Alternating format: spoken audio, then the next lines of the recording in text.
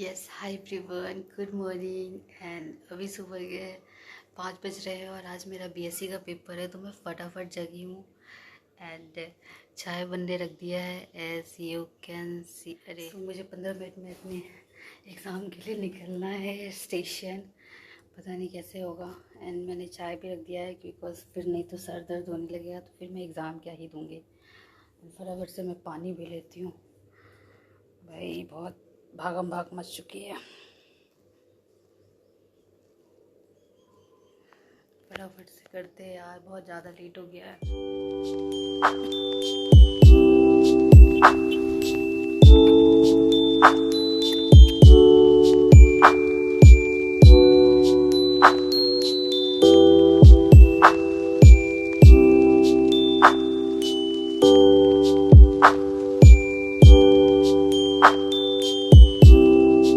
Yes तो मेरा exam ख़त्म हो गया है। आज सेकेंड डे एग्ज़ाम था, तो भाई बहुत गर्मी है। सो अभी जा रही हूँ स्टेशन, मुजफ्फरपुर स्टेशन से मेरे को अपना ट्रेन पकड़ना है पाटलिपुत्रा के लिए। 12:35 में 12:10 यही हो चुका है। फटाफट निकल रही हूँ, भाग रही हूँ। Hi everyone, how are you all. So मेरा नाम है ज्योति चौधरी और स्वागत है आपका और हमारे ब्यूटीफुल से चैनल ड्रीम योर पागल में।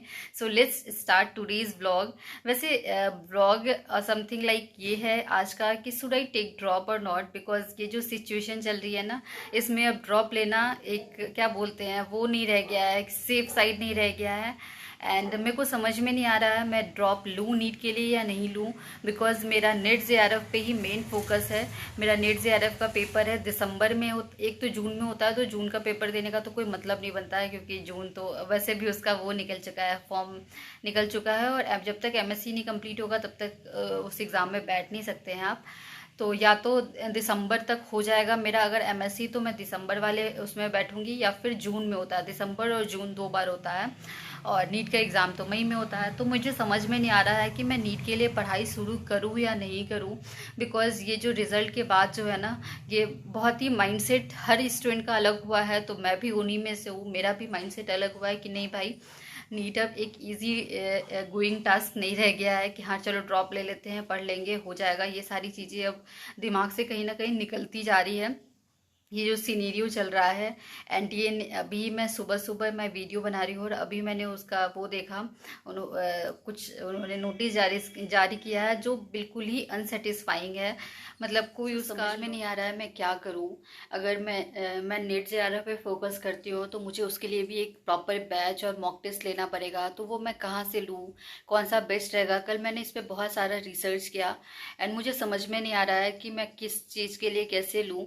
तो अगर किसी को इसके बारे में नॉलेज होगा तो मेरे को प्लीज़ कमेंट करना, या फिर मेल करना, या फिर इंस्टा पे मैसेज करना कि नेट जेआरएफ की कोचिंग मुझे कहाँ से लेनी चाहिए, ऑनलाइन लेनी चाहिए या ऑफलाइन लेनी चाहिए, और मॉक टेस्ट किसका लेना चाहिए। क्योंकि एक पे जिस पे भी फोकस करूँगी अब उसी पे लग जाऊँगी, बिकॉज अब लाइफ में सेटल होना बहुत ज़्यादा ज़रूरी है। तो ये सारी चीज़ें चल रही है। और रही बात नीट की, तो मैं नीट के लिए थोड़ा अप डाउन पे चल रही हूँ कि नीट के लिए क्या करूँ, मतलब एग्ज़ाम उसके लिए दूँ, प्रिपरेशन स्टार्ट करूँ या नहीं करूँ, बिकॉज रिज़ल्ट देखने के बाद मेरा बिल्कुल भी मन नहीं कर रहा है। एंड मैंने अपने मन को बहुत कोशिश करके ये समझा लिया है कि ठीक है, डॉक्टर बनना ही सब कुछ नहीं होता है। एंड ये सारी चीज़ें चल रही हैं, बट देखते हैं जैसा भी होगा, बिकॉज धीरे फिर बीच बीच में ना माइंड फिर मेरा फ्लक्चुएट कर जाता है। ऐसा नहीं है कि मैंने सोच लिया तो मैं इस चीज़ पे स्टिक कर जाऊंगी। मेरा बीच बीच में फिर से माइंड वो हो जाएगा कि नहीं यार एक बार कर लेते हैं, क्या पता हो जाए। तो ये सारी चीज़ें चल रही हैं। और अगर नीट की भी प्रिपरेशन करती हूँ तो मुझे ये भी नहीं समझ में आ रहा है कि उसके लिए कौन सी कोचिंग लूँ, कोचिंग लेने की मुझे ज़रूरत है या नहीं है, कोई ऑनलाइन कोचिंग लूँ, ऑफलाइन लूँ, या मन कर रहा है ना कि सब कुछ छोड़ दूँ, एमएससी नेट जेआरएफ और सब कुछ छोड़ के ना एक बार कोटा चली जाऊँ, एलएन में एडमिशन ले लूँ और एक बार एक साल जम के पढ़ाई कर लूँ। क्या पता, क्योंकि नेट जेआरएफ के लिए भी तो पढ़ना ही पड़ेगा और नीट के लिए भी पढ़ना पड़ेगा। नेट जेआरएफ ये कोई इजी एग्ज़ाम तो है नहीं, आपको इसके लिए भी अच्छा खासा पढ़ना पड़ेगा सिलेबस के अकॉर्डिंग।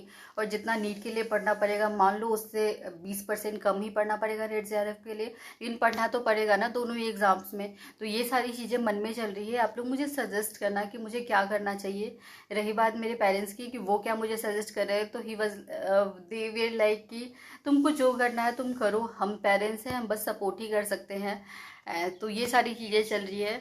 और आप लोग भी प्लीज़ सोच समझ के ड्रॉप लेना। एंड किसी भी अदर कोर्स में एडमिशन ले लेना, लाइक बीपीटी हो गया, एग्रीकल्चर हो गया, जो भी आपको जो चीज़ सही लगे, नर्सिंग हो गया, जिस तरह का भी आपको फील्ड सही लगे आप उसमें एडमिशन ले लेना। अगर किसी चीज़ में ना लो तो अरे यार बीएससी में तो ज़रूरी ले लेना। तो ये सारी चीज़ें हैं। और अभी सुबह के 8 बज रहे हैं और मेरी पसीने से हालत ख़राब हो गई है, पर ठीक है, गर्मी है बहुत ज़्यादा। और मुझे घर के लिए भी निकलना है बिकॉज़ मेरी मम्मी का तबीयत फिर से ठीक नहीं है, तो उनका ऑपरेशन होना है। अब वो मेंटली प्रिपेयर हो गए हैं कि हाँ ऑपरेशन कराना ज़रूरी है। बहुत सारी चीज़ें हैं, मेरे को समझ में नहीं आ रहा है कि नीट करूँ, नेट करूँ, एमएससी का एग्ज़ाम अभी चल रहा है, एमएससी के एग्ज़ाम के लिए भी थोड़ा बहुत पढ़ना पड़ेगा बिकॉज़ एमएससी के एग्ज़ाम्स यूनिवर्सिटी में होते हैं, तो वहाँ पर आपकी कोई तिगड़म नहीं लग सकती है, थोड़ा स्ट्रिक्ट है होता है वहाँ पे सिचुएशन। तो ये सारी चीज़ें चल रही हैं, बट सब कुछ मैनेज करने से के करना ही है मुझे।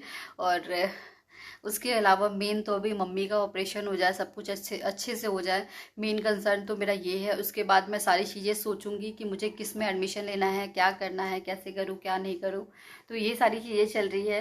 सो आई होप आप लोगों को आज का वीडियो अच्छा लगा होगा। अगर आपको अच्छा लगा हो तो प्लीज़ प्लीज़ प्लीज़ लाइक कर देना, शेयर कर देना, सब्सक्राइब कर देना। एंड यस प्लीज़ मुझे सजेस्ट करना, क्योंकि मैंने अपनी जो दिल की बात थी, जो अपने मन में चल रहा था, वो सारी चीज़ें आपको बता दी है।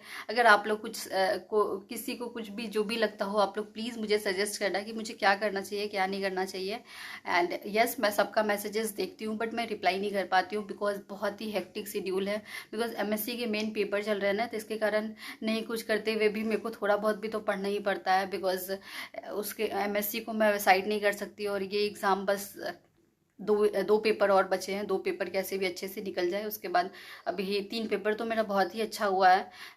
इससे अभी जो रिसेंट मेरा पेपर था वो थोड़ा मेरे को लग रहा है थोड़ा ऊपर नीचे हो गया है, बट वो भी अच्छा पेपर और मेरा बचा हुआ है। और मैं ये जो पटना के रूम में रह रही हूँ, तो मेरा बीच बीच में मन हो रहा है कि मैं इसको भी चेंज करूँ। बिकॉज जो मेरे रूम के सीधा सामने जो फ्लैट मतलब जगह है ना खाली, उसमें कंस्ट्रक्शन का काम स्टार्ट होने वाला है या हो चुका है, जो बहुत ही रात, और मेनली ना पता नहीं ये लोग रात में ही क्यों काम स्टार्ट करते हैं। रात में इतनी मशीन की आवाज़ और इतना ज़्यादा दिक्कत हो रहा है ना, मैं दिखाती हूँ। और मेरे को समझ में नहीं आ रहा है कि मैं क्या करूँ, बिकॉज़ ये रूम बहुत ही अच्छा है, मैं छोड़ना नहीं चाहती, बट देखती हूँ जैसा भी होगा। ये देखो ये वाला जो एरिया है ना,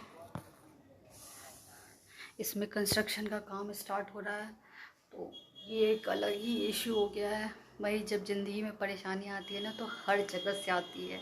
और उस परेशानी में मैंने कल क्या किया, अपने पैर जला लिया है। तो उसका छोटा मोटा क्लिप होगा, मैं आप लोग को दिखा दूँगी। बहुत ही छोटा, बहुत ही गंदा जल गया था मेरा पैर। और पूरा तेल का जो वो बर्तन था ना, वो भी गरम तेल का बर्तन, वो मेरे पैर पे गिर गया। मैंने सोचा था कि मेरे को पता था कि माँ का ऑपरेशन है तो मुझे घर जाना है, तो मैंने सोचा 5-10 दिन तो रहना है, खुद से ही कुकिंग कर लेती हूँ, क्या ही जाऊँ 5-10 दिन के लिए मेस लगवाने। और उस चक्कर में मेरा ना पैर जल गया।